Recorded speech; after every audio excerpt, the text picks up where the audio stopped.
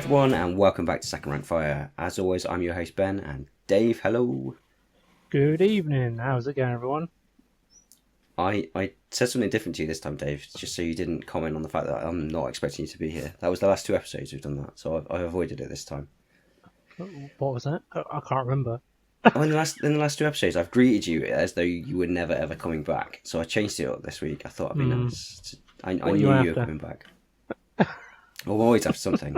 Right, so there's 2 caveats at the start of this episode. One is you can probably hear and maybe even see I'm a bit ill at the moment. I'm a bit croaky.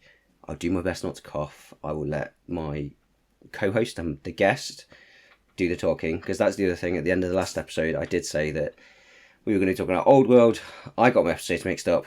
Instead, we've got a guest, which is better, right? It's better than me and Dave talking. We have a guest. Massive win. Luna, hello. Welcome to the podcast. How are you doing? It's exciting to be here because I've listened to all the podcasts, and I think I started listening to them before we actually spoke. So now it's like, you only watch me on TV, and then now you're on TV. Yeah. I'm here. You're here. I've made it.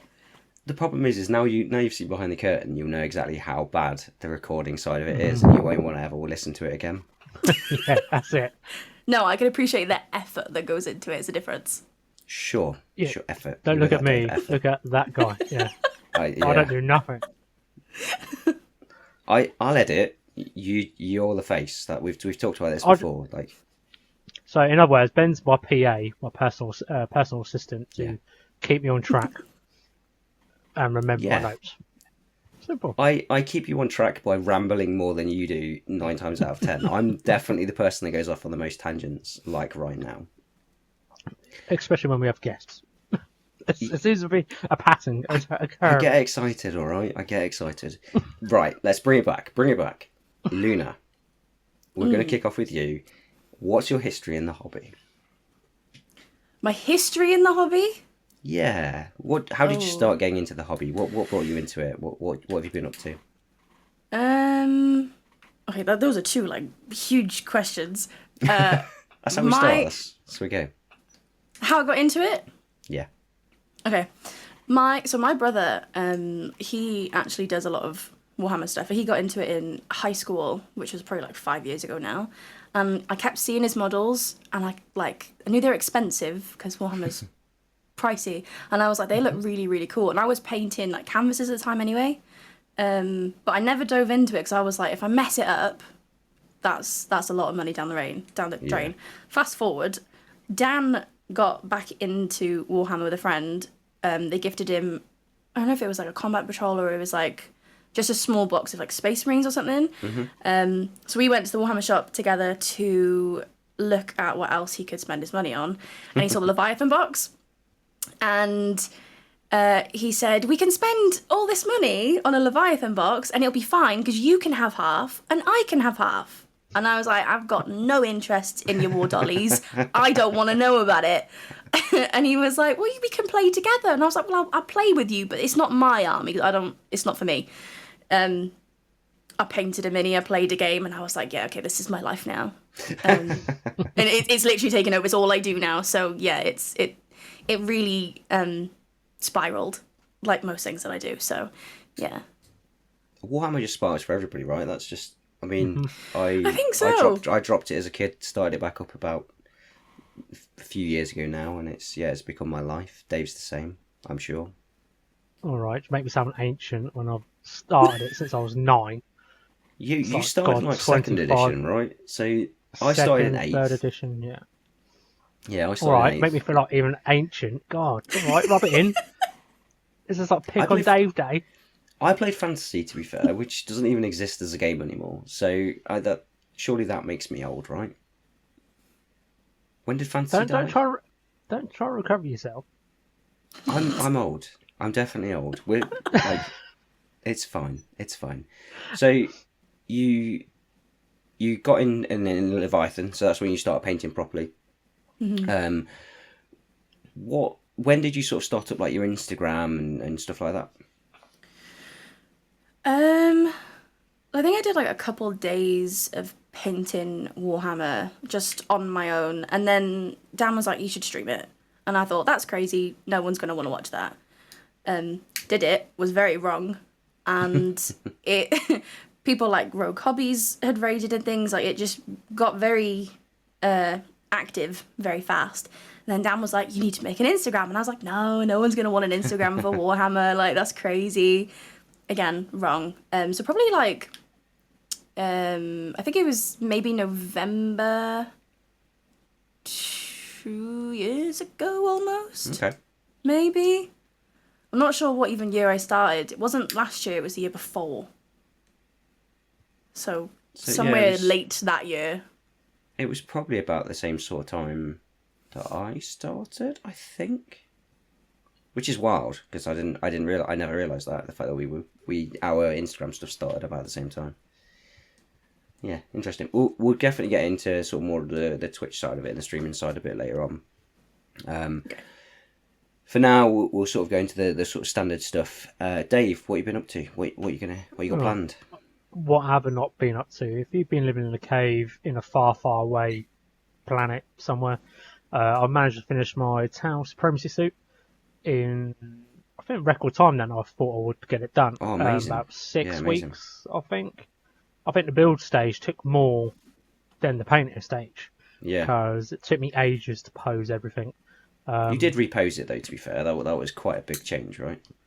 Oh, yeah. So if you don't know what a Tau Supremacy suit is and how it's posed, it's like a typical standard battle suit. So it's almost like an A-shaped frame type thing. And on the base, it will overhang about a couple of inches or something like that. And I couldn't have that. My OCD would just kick in, and I'd just like be twitching every time I just see it. It's like, why just make a base a bit more wider? But yeah, I think I posed it well. We'll soon find out. I'll be like a newborn parent around the table, so everyone stay away from my nice big model because I don't want to get knocked over. But no, so I got that done. I can literally say I got my 1,000-point army done now, which is quite shocking and scary at the same time. How many points of that 1,000 points is the Tau Supremacy suit? 790 points. So 3/4 of my army. Yeah. Yeah. Anyway, carry on. Yep. I can easily feel like I'll make no friends at this doubles tournament in end of October. But one of two. You'll either make no friends whatsoever because you'll just blast everybody off, or if I do, this is the more likely one. I'll be chuffed. I think people are going to love it. And so you never know. It's like I did put a bit more time and patience into it, so you never know. I may get cabinet, may do. You never know because it's a big cool model, and I think it looks cool. So if I somehow, this is my 3 things I like to happen if I go to doubles, is hopefully win best sportsmanship. That'd be quite nice because it's a rule of cool, because it's a big cool mech suit, and I think I'll give my partner all credit for that because he's taking all crew. He's taking a crew mercenary army with my 5 models. Get into the cabinet miraculously somehow with it. That'd be quite cool. Or the big trophy, win the doubles. That'd be amazing if I could win it. But if you don't know the GW tournament format, it's a mixture between sportsmanship and games won. So I could technically win all 5 games and not win the tournament if I don't get the sportsmanship side of it, if that makes sense. Yeah. Because they try to encourage and promote sportsmanship, which I always try to do anyway, which I managed to get in November last year. But no, on the bonus side, I've got my baby Ghost Kill done, which I'm staring at right now next to the big one. I love the idea of the Ghost Kill being a baby because that's not even a small model in the Tau range, right? It's kind of one of the medium-sized suits. So yeah, it's like the smallest suits are the stealth suits. One day, once I get all my 2K built, because the only battle suit I haven't got is a broadside, but I've got every other suit in the franchise, and I'm gonna do like what in the old Codex Tau where they got all the suits lined up. Oh, stacked up in size. Yeah, that'd be really cool. So I'm gonna do that, and so people can get the visual grasp of the suit, because it's really hard to give a photo to make it justice, if that makes sense. Well, let's be honest, the Tau Supremacy suits, so Luna, I'm going to caveat this. Luna, you don't know names of models at all, right? That's just a thing you No, just don't we know. covered this. Yeah. So the Tau Supremacy suit is the Manta's probably the biggest one, which is the huge flyer, which is like thousands of pounds. The Tau Supremacy suit, Dave tried to get it up on camera in the last one, and you struggle to get it. It's like the size of Dave's head. It's ridiculous. It's huge. It's a huge model. See if I can actually. This is what he's trying to pick it up. So that's what I done in 6 weeks. That's Even though the sick. camera, so compared to my head, it's almost big as my head, massive. pretty much. So yeah. So yeah, when you put that next to all the other suits, you're almost not going to be able to see the other suits because it's like, do you know when they do those comparisons of like ship sizes in like Star Wars and Star Trek and stuff like that? And they've got these like, they look big, and then all of a sudden they pan to this huge one, and the other ones just become like dots. That's basically what, like, that Ghost Kills. That's not even a small model. Like that's the thing. That's like probably like Dreadnought size, something like that. Maybe slightly bigger than Dreadnought. So the next one up It's from insane. that is the Riptide, which I've got Yeah. one as well. So I think the Riptide will probably come up to its waist, I would say. Literally. But yeah, so for my next 2 weeks, I'll probably just get the rest of my 2K built for the awesome event on the 4th of October, which is the Rally Mines. So you can still donate now and all that stuff via the links, all that shenanigans. Links will be in the description. In the description and all that stuff. My PA will sort it out. I just got to vocalise it. And yeah, so I think for that weekend it's going to be awesome to have a lot of minded contenders and stuff like that. I want to see how many knights I can take out, because I think there's like Warlords, Warhounds, Reavers there as well. Oh, proper Titans are going. Oh yeah. I think it's about 5-6 Titans going, and I've taken one of my lists, and I want to see how many I can take down, because technically I can take one out if I'm really lucky with my shooting in one turn. If the heavy rail cannon hits and my fusion hits, I can take out a knight first turn. So it's going to be quite funny seeing the size comparison between an Imperial scale knight to a Tau knight, which probably won't come to a shins, pretty much. Probably, yeah, it's probably not that far off, to be honest. Yeah. No. So what I've just thought about, which is interesting, is the fact that you've done it in 6 weeks, and the reason you've done it so quickly is you've slap chopped a Tau Supremacy suit. If anybody else knows of a slap chopped Tau Supremacy suit, please let me know, because I think you may have the only one.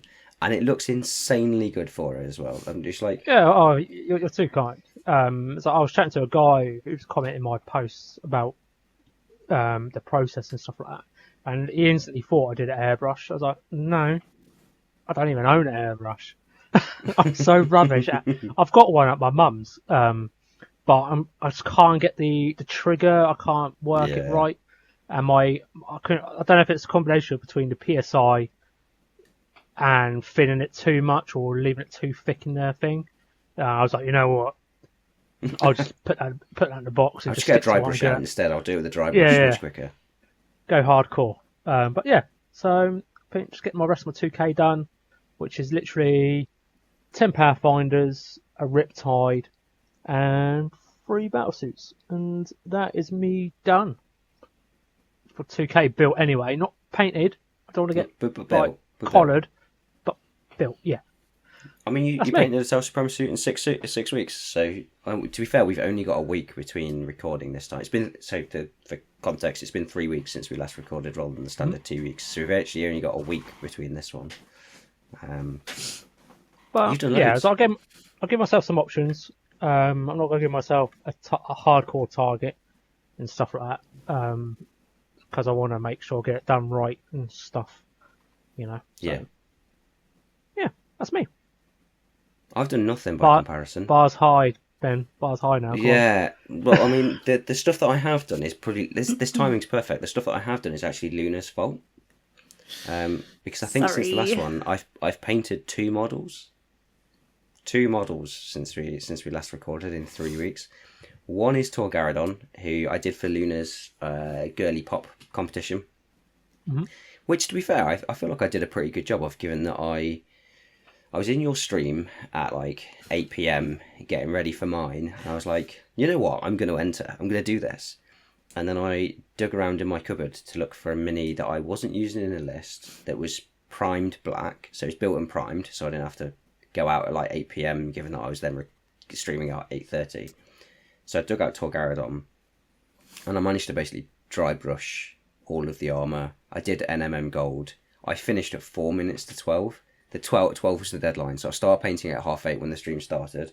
And yeah, 4 minutes to 12, I stopped painting that Torgaradon, which I think I did all right given the time that I had. Well, is there like a time limit on this girly pot thing? I mean, so it was a month. It was a month. It was a month. There was a month to do it, and he knew about it. I chose. He just wanted that the extra last challenge. 3 hours. Yeah, I thought, you know what, a month's a bit much. I should probably chop that down, and I thought 3 hours was about right.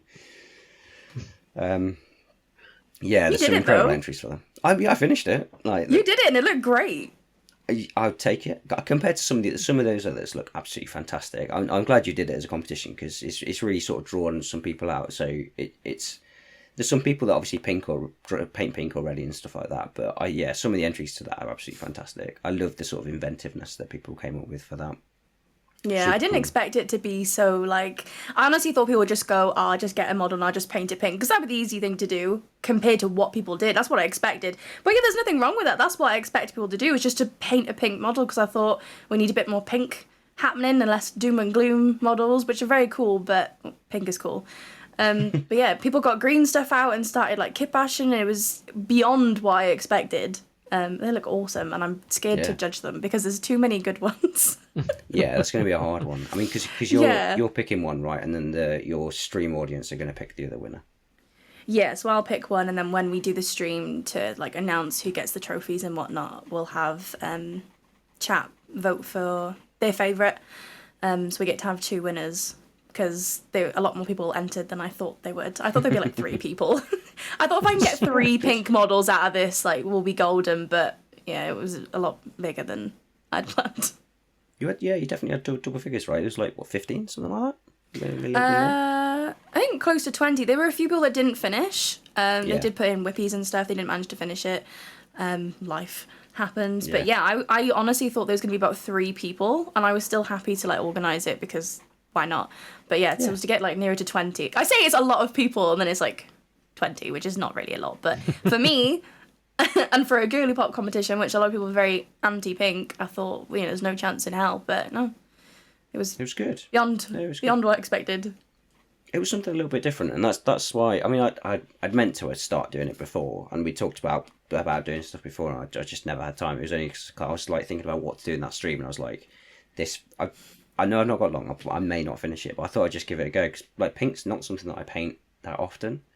I might do it as like the odd bit, or I might do it as like a highlight onto a purple, or a highlight onto a purple or something like that. But I don't paint pink exclusively.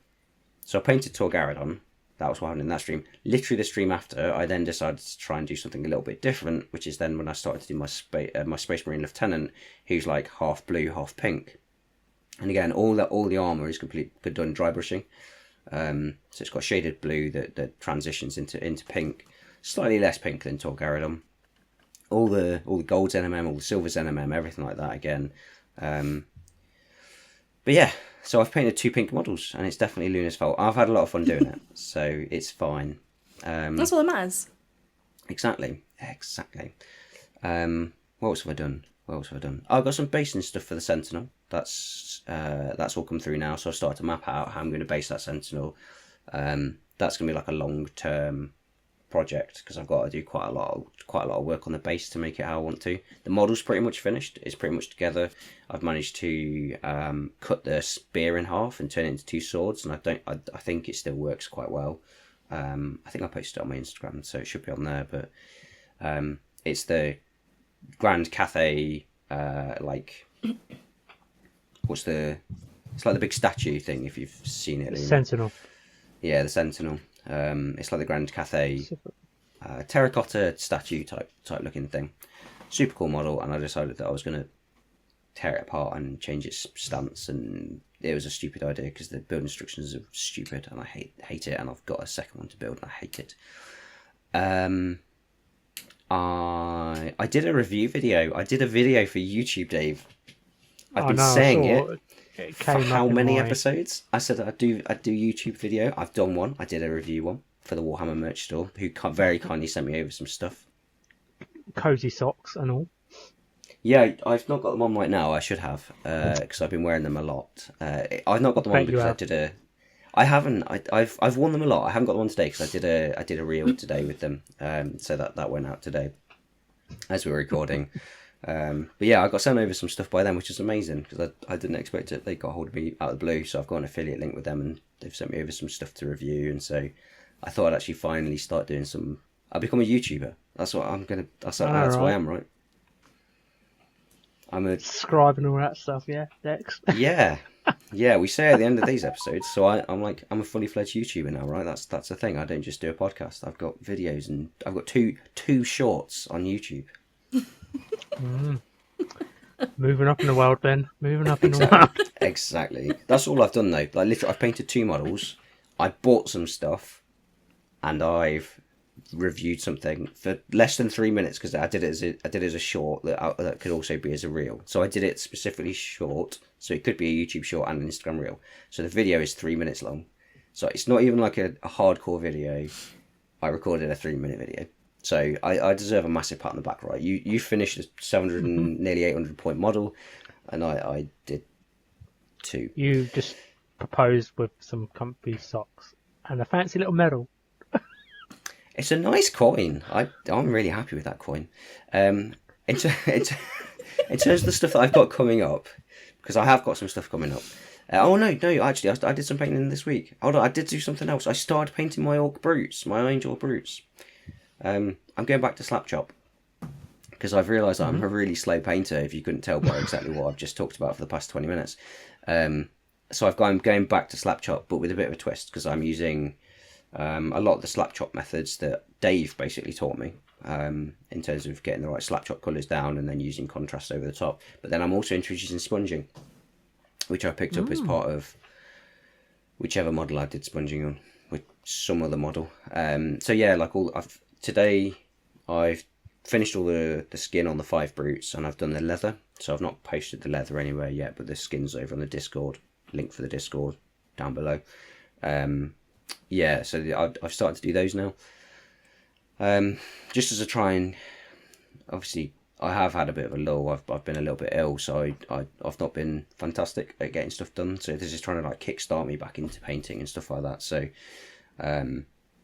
yeah, my Space Marines I just haven't touched. For my gold Space Marines I haven't touched in quite a while. But the Iron Jaws I'm quite looking forward to. So I think I might try and do is start building the, I think it's the Tusk boss, the Orc on the massive boar. So I think I might try and build that because I think it'd be a really cool build to do, and really sort of reignite that passion for getting back into it. And then I've got a few more. So the reviews, that's going to be a series. So obviously I've got the stuff that's been given to me, so I've got another one to do for the Warhammer merch store. But then I've got some other ideas, some reviews to do. So I've got a few lined up that I need to record this week. But if anyone has got any ideas or anything they want me to review, I can if I've got it, I can just review it out of hand. If not, I can try and get my hands on stuff. As long as it's not too expensive. Don't expect me to go and buy like an airbrush and a compressor, because I'm not going to do that unless somebody gives me one, which they're more than welcome to do. I can give one to Dave, right? So, so yeah, I'd be doing some, hopefully at least 1 or 2 more reviews in the sort of next week or so before we record again. That's me. Luna, you are busy. You are very busy, right, at the moment? I should be very busy. I should be very busy with my Golden Demon entry, but there's a cat involved, so yeah, I'm not doing as much as I should be. But yeah, I've got my little gay guys for Golden Demon, which hopefully will not go against any rules. That I don't see how it could, but well, if they determine that they are in fact gay spacemen, and then Games Workshop decide that gay spacemen are not lore accurate, then there is a chance that they say, no, we don't want that, it's not allowed. But as long as it gets in the cabinet, it doesn't matter. Same as last year. As long as it goes in the cabinet, I'm happy. It would be a brave decision for GW to say that, I feel. That would be quite a position to take. Fine line and a topic as well, because they're supposed to be all equal, regardless if it's accurate to law or not. So it'd be interesting to see the outcome. I hope it gets involved. Like it goes through, and hopefully you get a finalist pin, or even better, one of the trophies. You never know. No, we do know, and we know we're not at that level. Like, I went last year, I saw the quality. No, like, I've talked about this a lot, right? And I've said, I talked about it a lot on stream the other day, actually. I am not at the level where I can win a golden demon, so I'm not entering.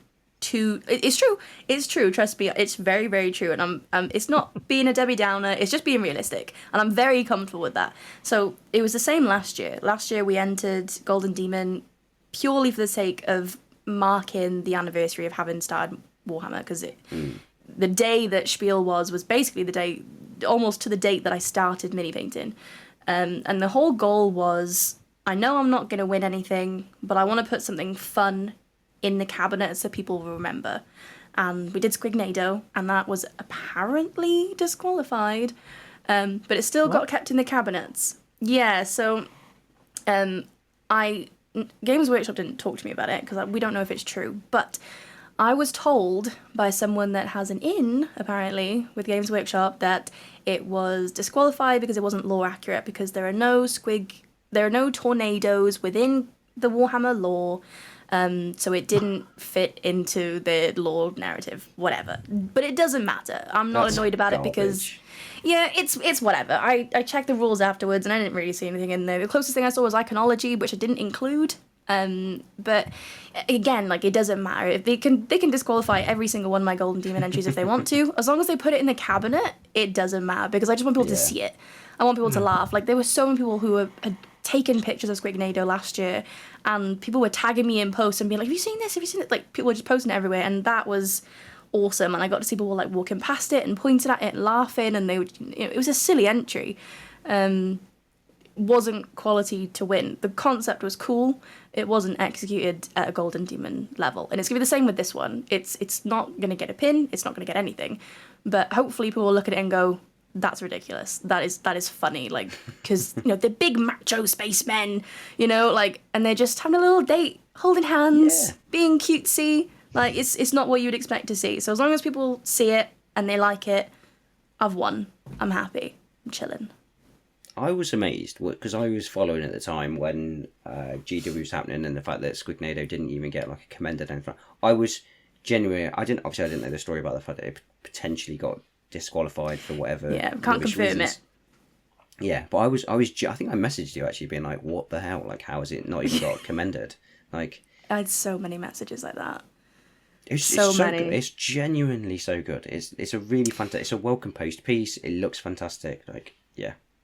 It was a cool concept, but the thing is, there are so many things that are blatantly wrong with it. The plinth, for example, was an old block of wood, which in hindsight I should have just left it alone, but what I did is I tried to patch the holes with hot glue and then cover it in black paint, which didn't work, so that looked really scruffy, and it would have looked intentionally scruffy if I'd left it alone. The base was really plain, all the squigs at the front were like really plain. For some reason I really struggled to get the shadows and the highlights to work. I think I was just worn out from like working a full-time job and then trying to scramble this last minute. So the only good part of the paint job would have been the actual main squigs on the tornado, but it was my first time using Milliput, trying to like hide where the chains were supposed to be. So that was really scruffy. So like there was loads of things wrong with it, and I can see that, but I still entered it because I don't care what they said or whether it was good enough, but it didn't matter to me. But I even topped cotton wool in the top of that tornado. Like it didn't look good, but I didn't know how to patch it up because I'd made that tornado with a 3D print pen, which I'd never done before. So we went to Germany, and we bought some cotton wool, and we bought some cans from the local Warhammer thing, and just sprayed them and stuffed them in there like the day before. So it looks great. It wasn't quality for a pin, but yeah, loads of messages, people saying, should have got something. And I'm like, you really shouldn't have though, and that's okay. Like, I appreciate that you're being nice, but if you really, really look at it, like, you compare that to like the winners, or the ones who got like the commended, and you look at the two and you're like, yeah, okay, like on its own, yeah, it's pretty cool. Compare it to the people who actually got something, it's not in the same league. It's not, and that's fine. I'm good with that. The winners are in a different league to anybody who is potentially mortal. Like, the stuff that they do is absolutely ridiculous. Like, it's so I went to MPO, the first MPO in Bristol, and there was a few. I think there was the Lazarus that won the Golden Sword, or the Slayer Sword. I think the Lazarus won a Slayer Sword. It definitely won a gold. I honestly, the level was mind-boggling. I came out of MPO, I was like, cool, I'm never ever going to paint to that level, so I'm not even going to bother. Like, there's just, some people get really invigorated by it, and they go to competitions and they see this stuff, like, oh yeah, that's like, I want to get to that level, I'm really going to try. I went and I was just like, hell no. Like, I'm a dad of 2, I have a full-time job, that ain't happening. So, yeah. Well, I guess for the next 2 weeks, you're just going to be hardcore into the Golden Demon game arenas.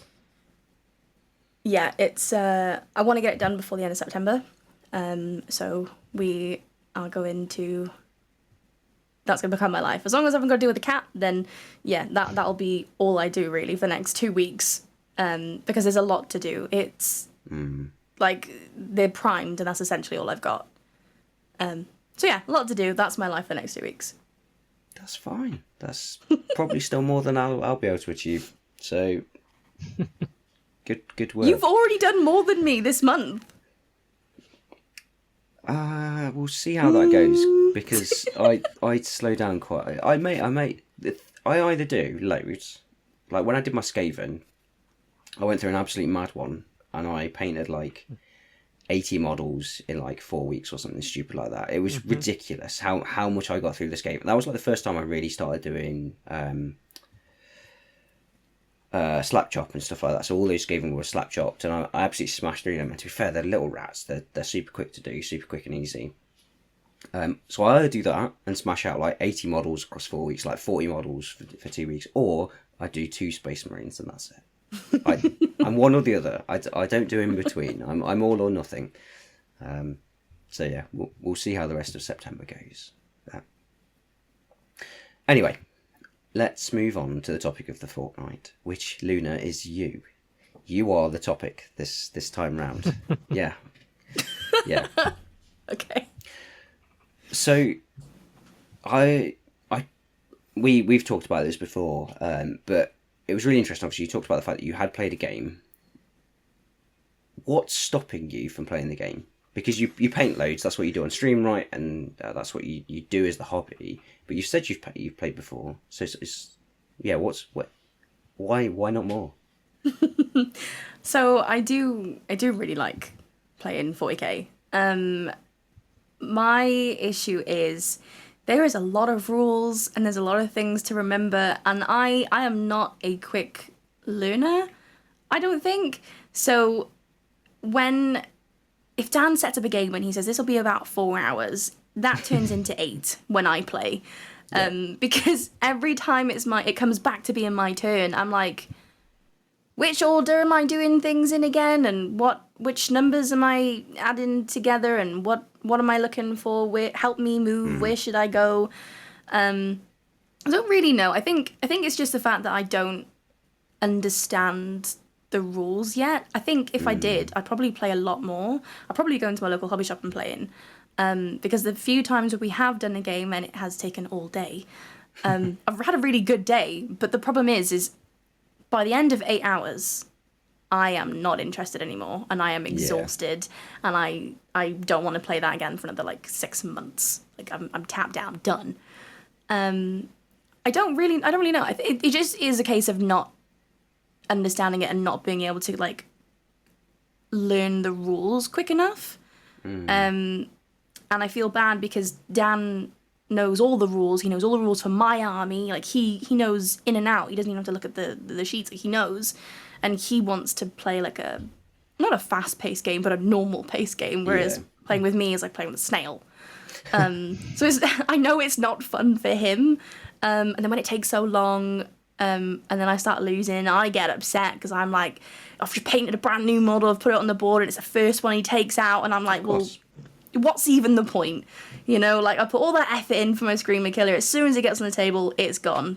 That is the first game syndrome. Like if you've painted a model, you put it on the table, it will die first. Second game, it'll probably do a lot better. I don't like it. Unfortunately, that is the curse of Warhammer. Like no matter how good you get at a game, the moment you put a new model on that table, it's coming off first. You can guarantee it. That's what I'm doing about my Supremacy suit. My first game at double, which is all getting nuked. Right, I'm done. See you later. But you've got a practice game coming up, right? So you're going to get that out of the way beforehand. That's what you need to do. When you get into playing more, you just throw all your new models onto the table. Even if it doesn't really work as an army, you go, I'm just going to take all of these nice new painted models, put them on the table. You can kill whatever you want, so that when I go to play the next game properly, doesn't matter. They've got that curse. The curse is gone. A smart. Yeah. Well, have you considered playing some like the smaller games, which is something that I need to do as well, so I need to take my own advice here. But I feel like with 10th edition, they've brought out stuff like Combat Patrol, and in AOS they've got Spearhead and things like that. Is that something you think you'd be more into? Yeah, I think to start, like the goal is to just do smaller games to kind of wrap my head around it. Because the issue is if I don't do something repeatedly and like, you know, consecutively, that information goes out my head. I need to do it over and over again for me to retain that information. So we've got the the Speed Freaks game, the big board game thingy. I have that because I said to the guys at Imps that I said on stream actually, I want to paint more girly pop orc cars, and then they just sent me the game that they had lying around, which has the minis in it.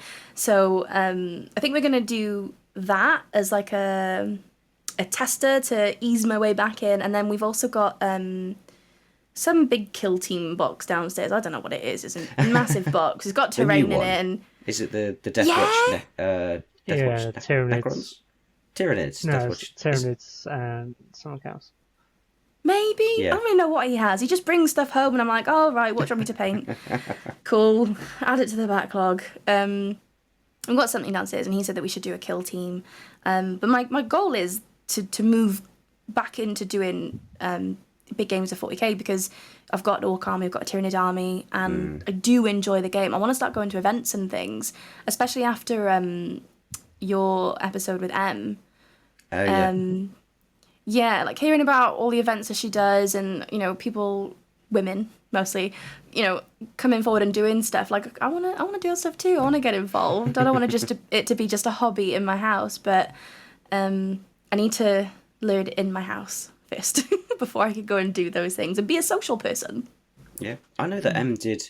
So in the last Women in Warhammer event that she did, they put on a lot of like starter games. So I think they may have done like Kill Team, Heresy, 40k, Combat Patrol. I think they did like starter games for all of those.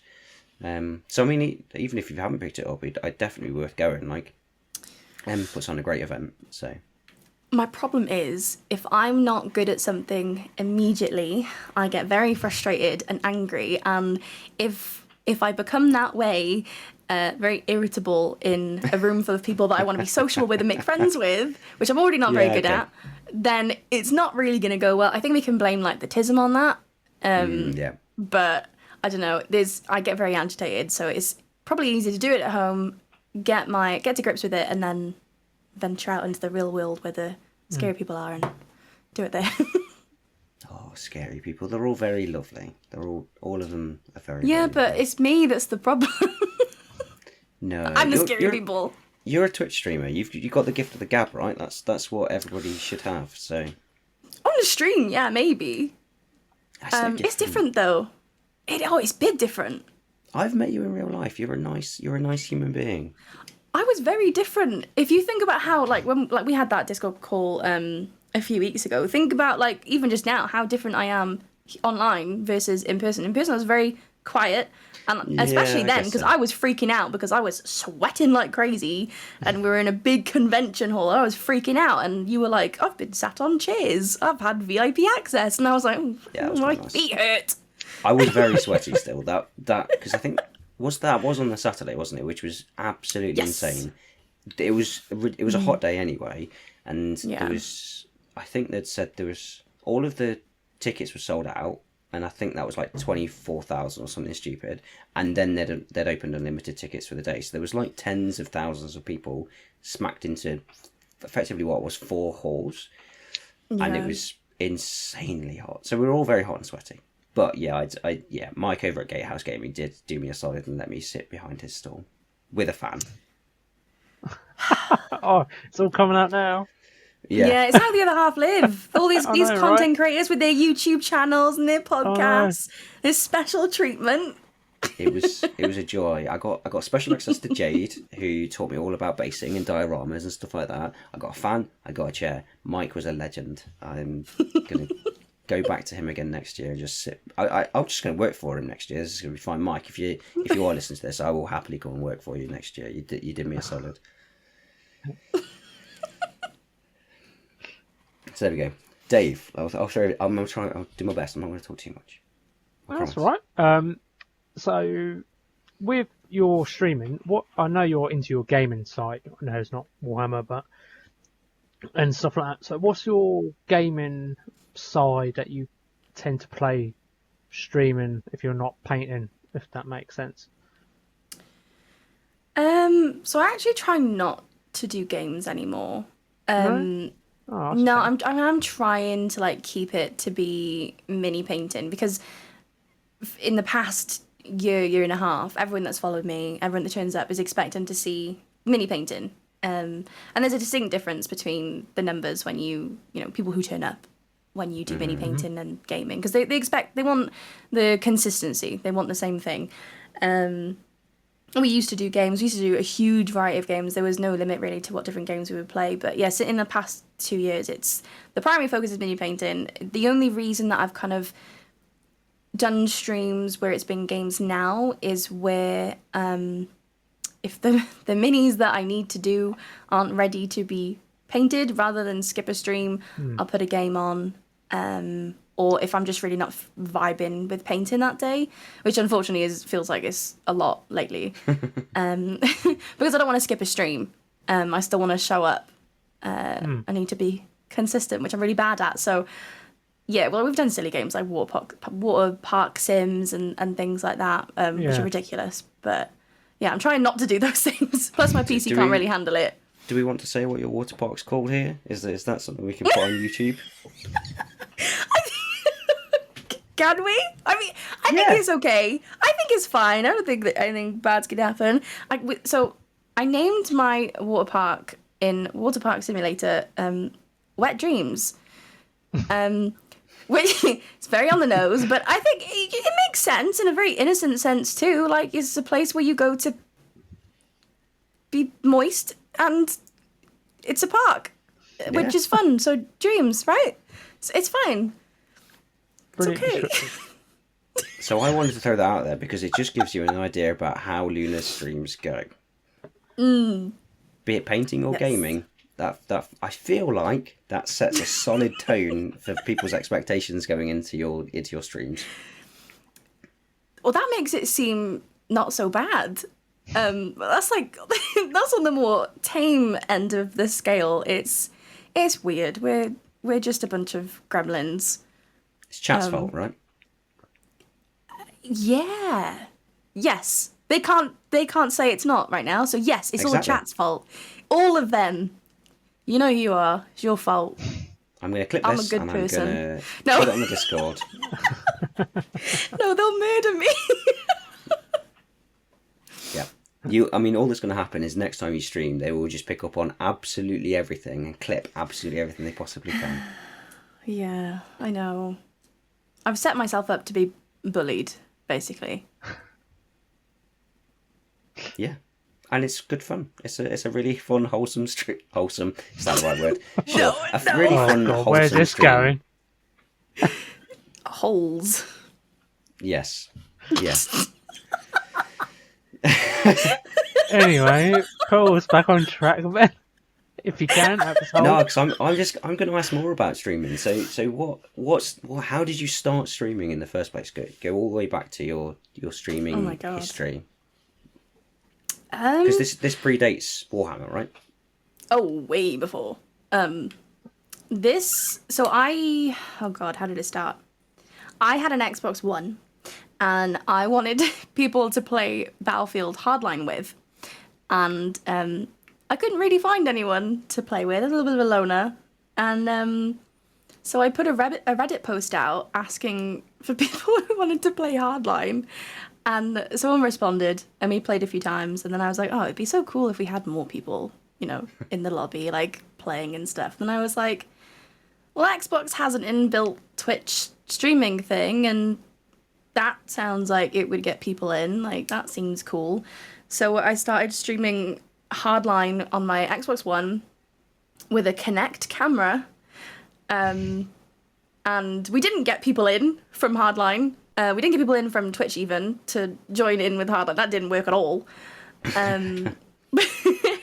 But then people would come in and they would talk about other games, and so we just kind of went through all of the games I had on Xbox, which was only like 4 different games, and that just kind of spiraled into people asking for other games, and then Discord happened, and it just, I don't want to say blow up because that makes it sound like I'm a big name or something, but the community grew. It got, it's changed over the years. Like, people have left, people have joined.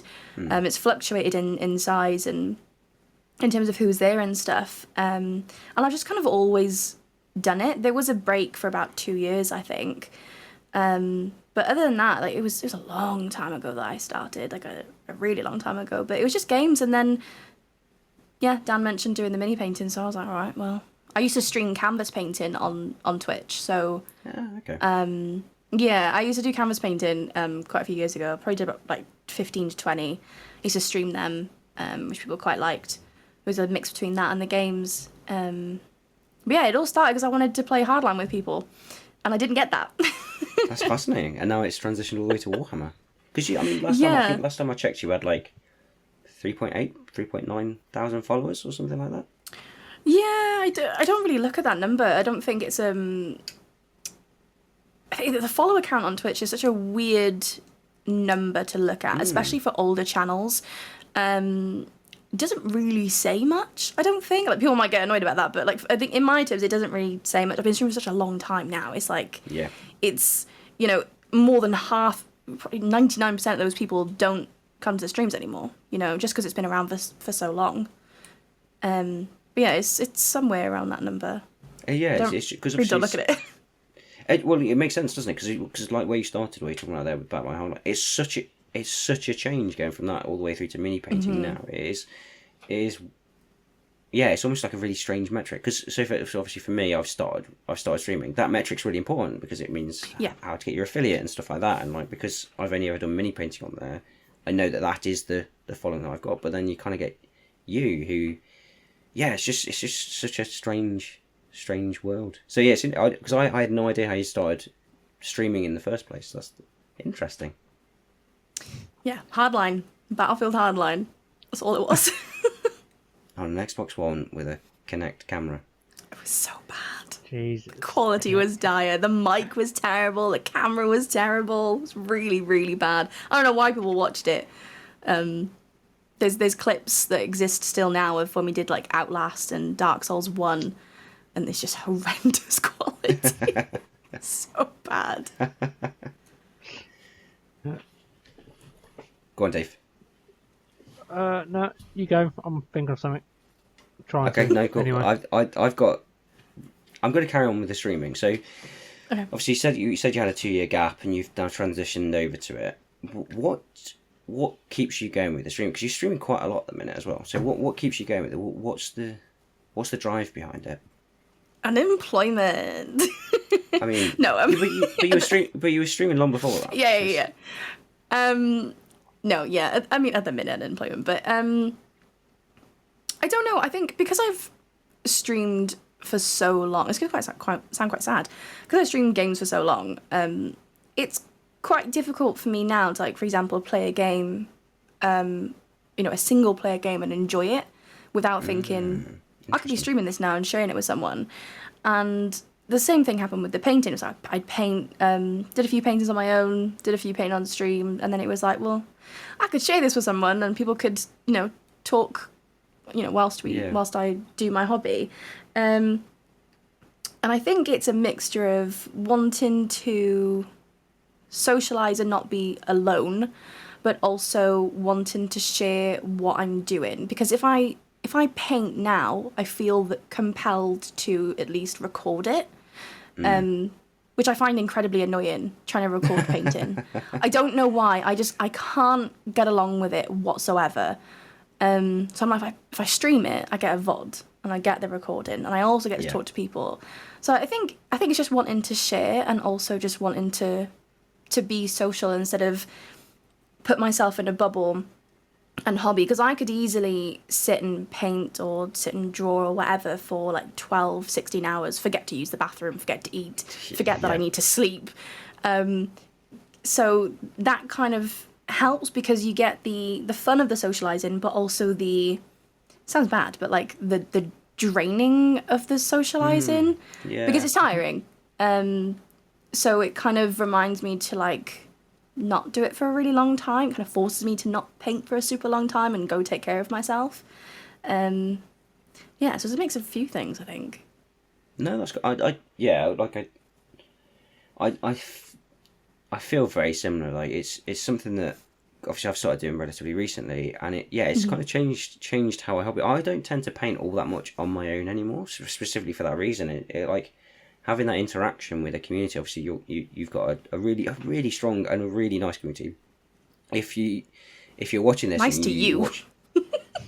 Yeah, they're nice to each other. It's just we all team together against you. You're the common baddie, right?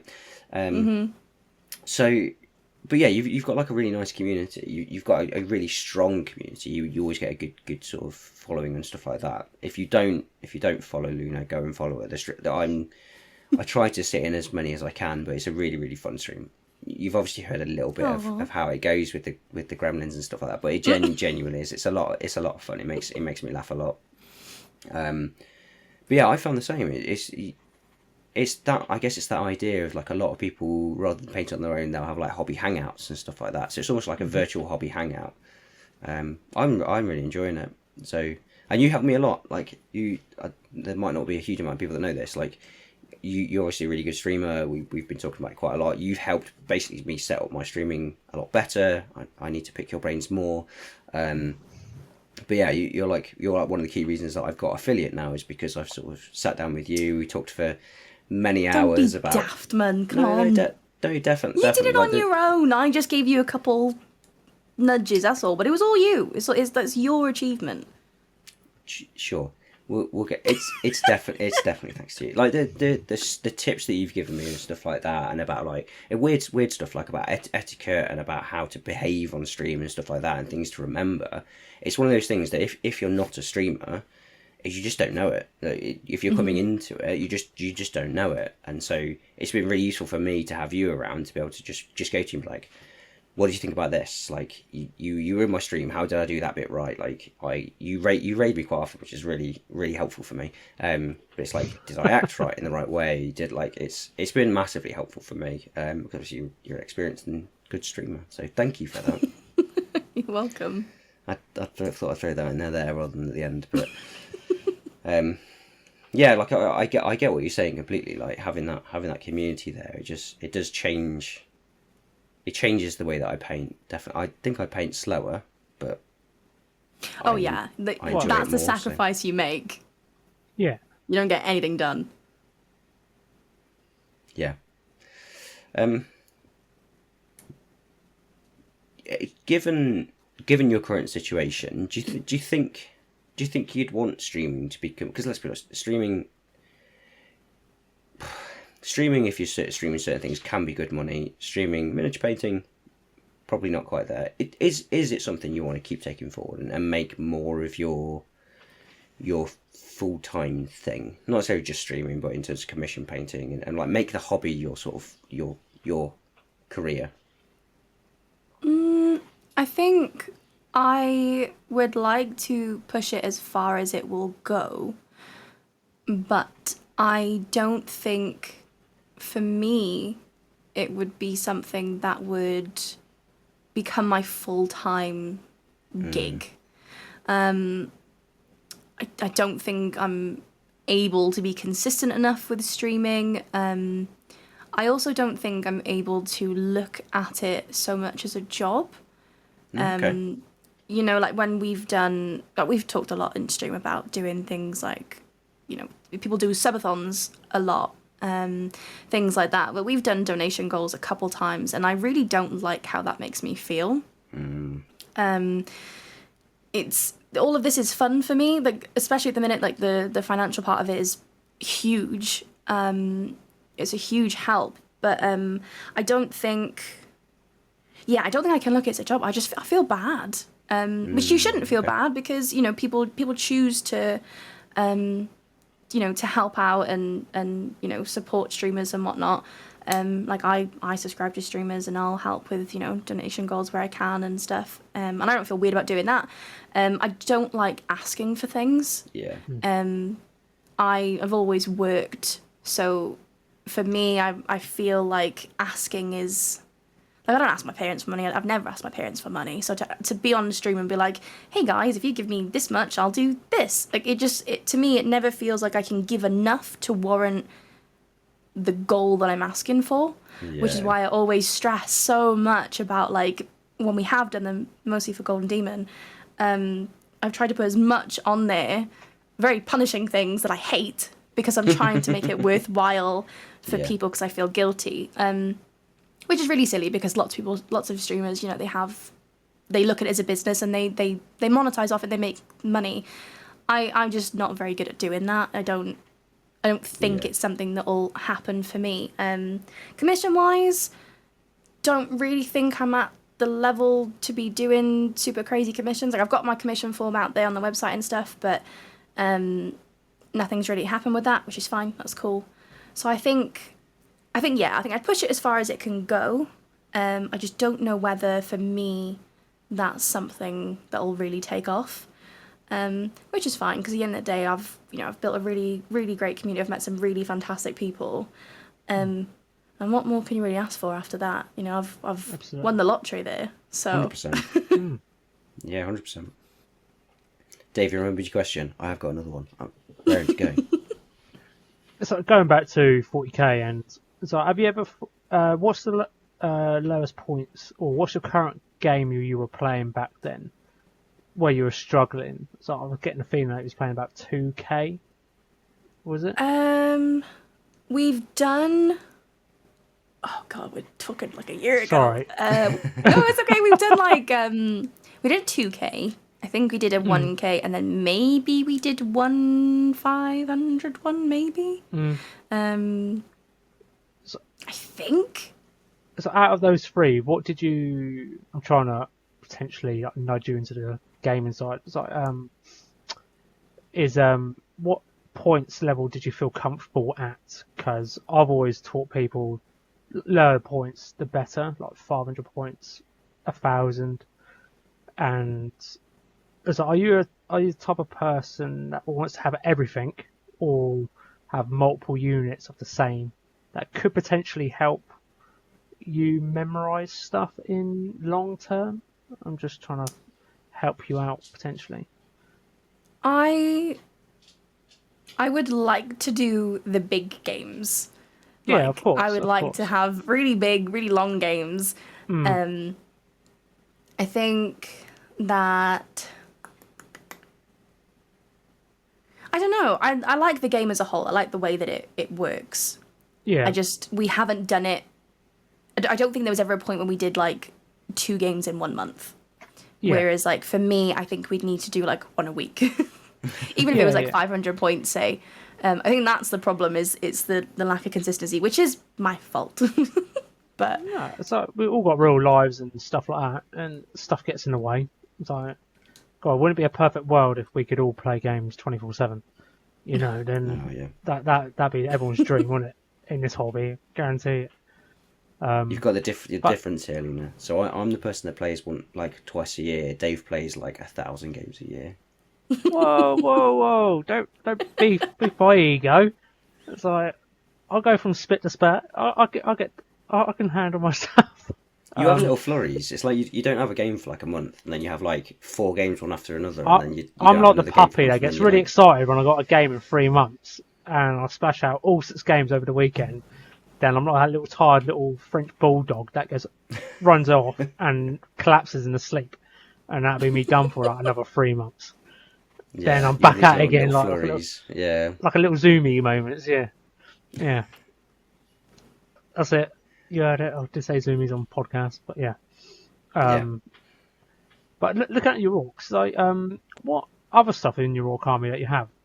Because I only seen like your little. Is that the battle wagon? No, that's not battle wagon. No. That's the like truck. The truck thing and the gyrocopter, which is a classic. I don't even know what's in my army. I know I have like the big. So you know they do those big boxes at Christmas. Yeah, battle forces. Yeah. I've got the big orc one, and then I can't remember that one. I don't know what's in there. I just know that's the box I had. Was that the one with a lot of vehicles? It had like a lot of the different trucks and stuff. Oh no, or was it the one where they had like the squigs? Death Dreads. Was it Death Dreads? Oh, I can't remember. Maybe they've had a few. It had the big guy in it, like the real big. Gaskell. It's the thing. It's like a cart type thing that they pull in a lot. Oh, the battle wagon. The one with like got a big. and, the is one it got a big squig on the front? Elbow. I don't know. Let me Google it. I'm really not sure what I have. I'm trying to remember which, because I think the Orcs have had a couple, haven't they? I think they had the one where they. They must have, because the one I'm looking at on eBay has a stomper and a truck, and that is not the one I have. No, that's the one that I'm thinking of. That was like the big vehicles one. But then I thought they brought out one which had like the beast snaggers. What's like the squig riders? They're like the squig ball boys. Yeah. Type things. Yeah. Beast Snagger Stampede. Yeah, that's that right. One. That kind of looks like what I've got, I think. But I could be lying. I was very spoiled. I had that, and I had like a bunch of just boxes of orcs, like a metric ton. I couldn't hold them all in my arms. To try and take a picture, it was ridiculous. There's a lot of different orcs, but I'm moving more towards wanting to do the vehicles now after doing the girly pop speed freaks. Yeah, it's very cool. Yeah, I love them so much. And it's not you've got 2 of those, right? Shit. You've got the one that's on your Instagram, but then you've got a second one that did you finish painting that on stream before you started your GD thing? I can't remember if you finished it or not. There is 2 cars. They're there. There's 2 cars. One didn't have. I didn't do the base and the little guy that goes in it, and then I did a Deathcopter as well. Yes. So I've got 3, and then cool. The trike as well. The trike I started. No, not a trike. Is it a trike? Little bike guy. Yeah. Oh, vroom. Yeah, him. I don't know the names of anything. This is fun. This is the weird thing, because this is the thing. If you predominantly paint, it's almost like, well, why do the names matter? Because it's only really when you're starting to play that really the names make any difference, right? Because then you're starting to differentiate between them. People know what you mean when you're talking about them. If you're painting an orc car, it almost doesn't matter, does it? Mm-hmm. No, until you have to explain what it is, and then I give them their own names. Yeah, I make car noises, and so this one with the big handlebars and goes vroom vroom. Like it's not helpful.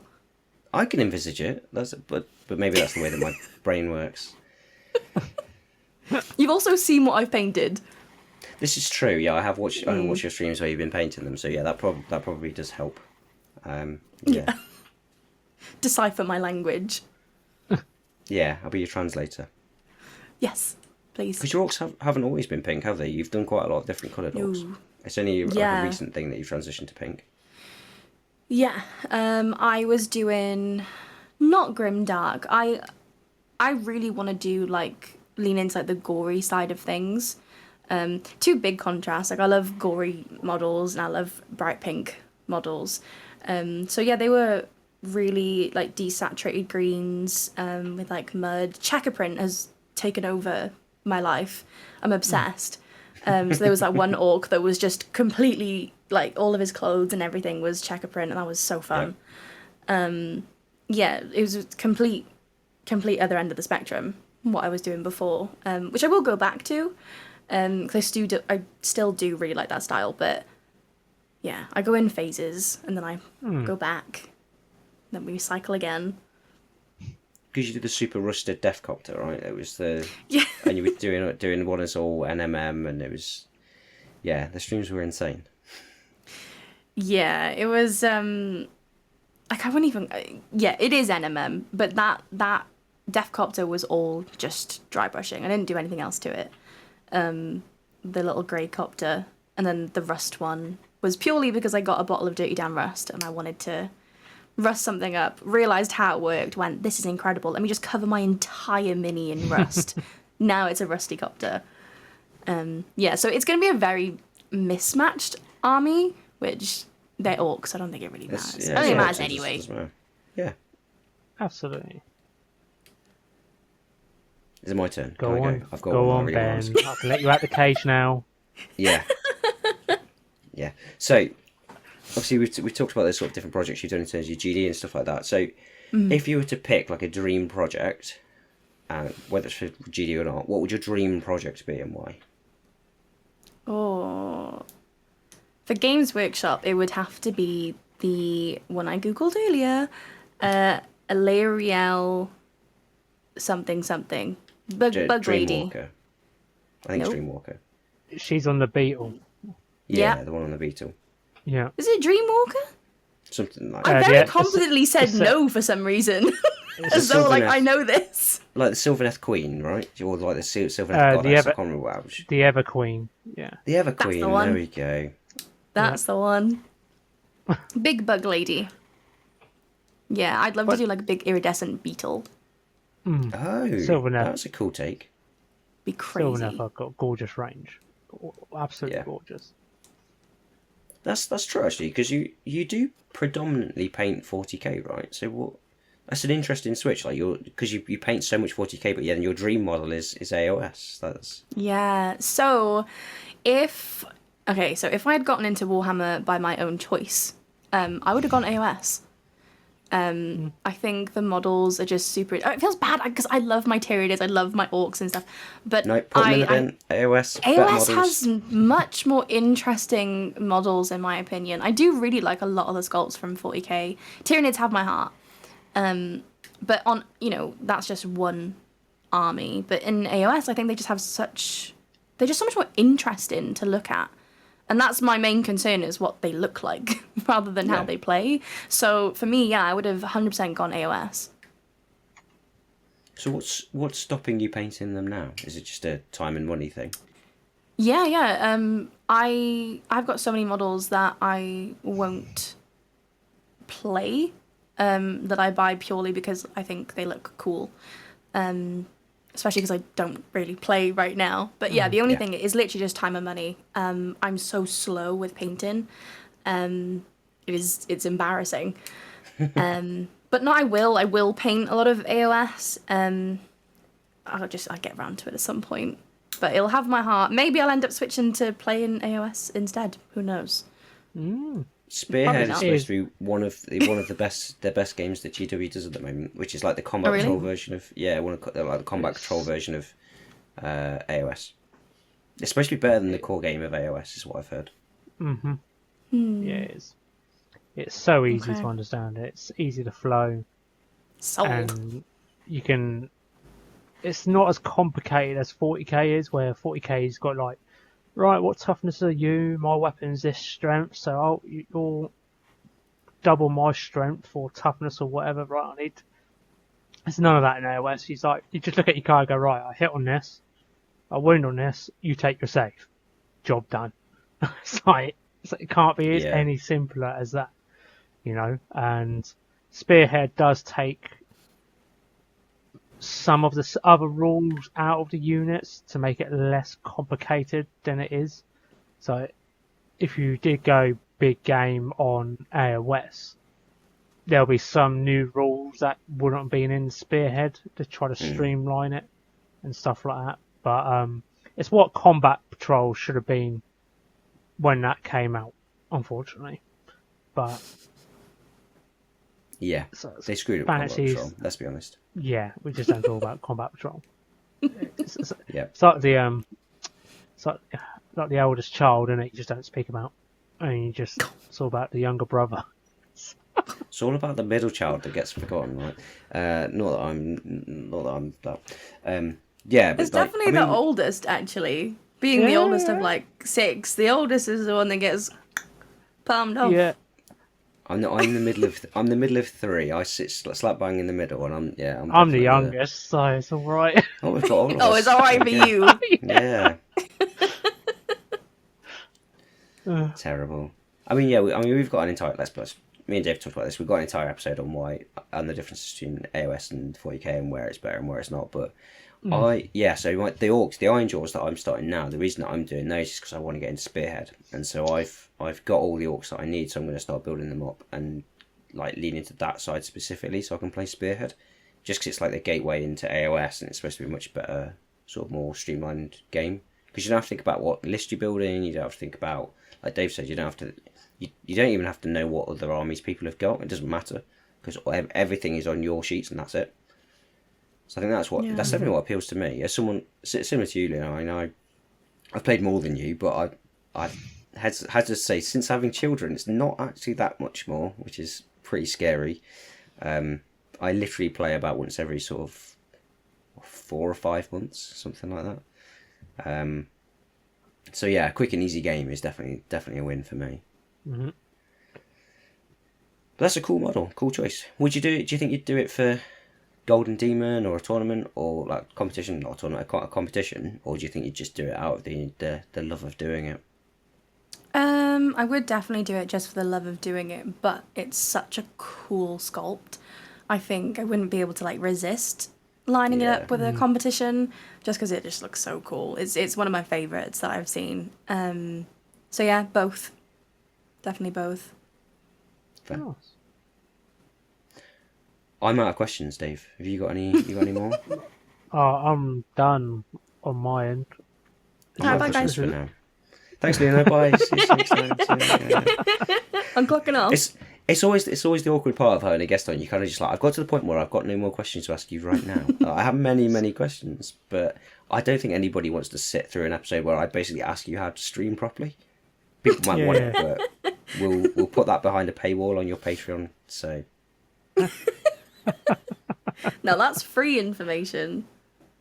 I've had so many phone calls with people, well, Discord calls with people who've been like, "Can you help me with like one small thing?" And I'm like, give me a slot time in the day, and we'll go through everything that you need to know, because the information is on YouTube, but it's so much easier to have someone like watching your screen share and just going through everything bit by bit. Unless your screen share I've been doing it long enough. Right? Yeah, that can be an issue. It's fine. It's just proof that I'm old. I tried to do a screen share with Luna, and every time that I clicked off that screen, it just went black, and I don't know why. I'm just old. I don't know how to use technology. So there you go. I think we just blame the tech. It's tech. Yeah. It's these tech. kids with their tech these days. It's just too fanjangle. I don't even know the words. Coming from a person who's got a quite technical job, I find that really hard to believe. I specialise in mechanical engineering. All right, I hit things hard and see if they break or not. There are really good engineers, and if you look at software engineers, they're really good at that sort of stuff.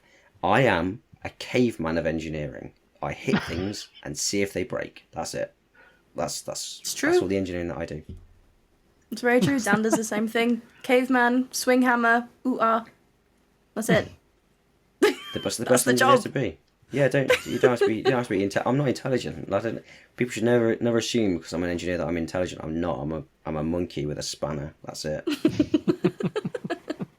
God. Oh, on that note, Luna, before we move on, where can everybody find you? Where should everybody find you? My house. I'm not sure people should find you at your house. That's that's probably not what you want people to do. We won't give out your address right yet. Yeah, maybe at the end. Yeah. We'll put that behind the paywall. Whose paywall is that going behind? Well, I mean, I can claim it if you want. I don't have a paywall.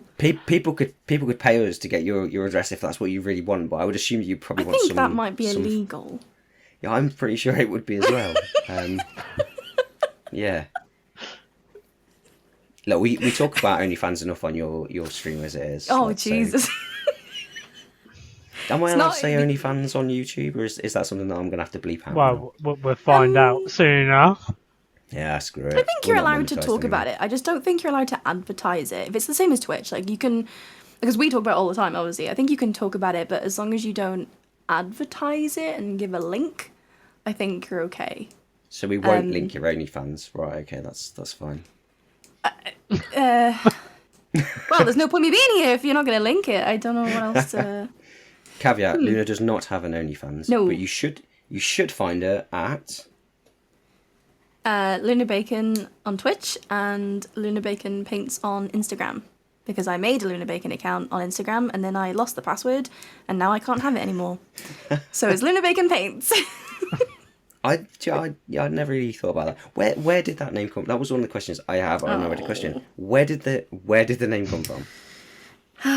Okay, so you know on Xbox when they give you those auto-generated usernames? Yep. Yeah. So it wasn't one of those, but it did come from one. So my original Xbox gamer tag was Optimus Bacon 8. And I rolled with that because I like to have gender neutral names on games because I've done my actual name on there and it's exhausting. I had to make a new name for some reason, can't remember what happened there.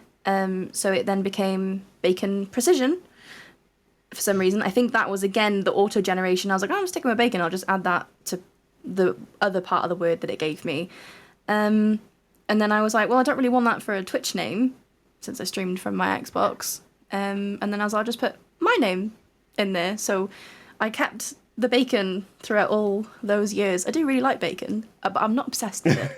It just stuck with me, and it's a really awkward thing to have as part of like your quote unquote brand, because fitting bacon into graphics that look serious and like, you know, actual businesses is really difficult. It's been really hard.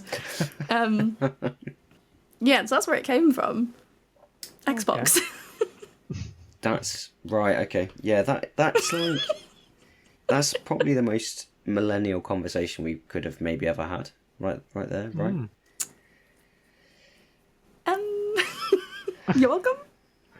Yeah. Okay. But that's where to find Luna. Luna Bacon on Twitch. Everyone should go and follow on Twitch. And yeah, follow you on Instagram, LunaBaconPaints. I'll put all the links in the description below so everyone can go and find you. Super, super easy. Dave, what are we talking about next time? Old World. Whee! Yeah, we are actually going to talk about Old World this time, and why Old World is not the game that it should be. Why is Old World falling on its face? Yes, so we started to have a conversation about it in the last episode. If you want to go back and listen to the last episode, it's the one with Em. It's a really good episode, I promise. And just listen to all the way through to this bit in it, and we'll talk. This is why we're talking about Old World. So just copy and paste that bit into here. Yeah. Just ignore the last 5-10 seconds of that last podcast. Yeah, basically, yeah. Just insert there that we're going to be chatting with Luna. Just do, in your brain, go back and watch that episode, and in your brain, just listen to that bit and think about it for this episode, but then put Luna in for that episode. Once you start doing it, it will make sense. Don't worry. I'm already confused. You'll make my head hurt. It's what I'm good at, I guess. Right, I think that's it. So yeah, next episode we're talking about Old World. Luna, thank you so much for being honest with me. It's a real pleasure. It's always a pleasure to talk to you.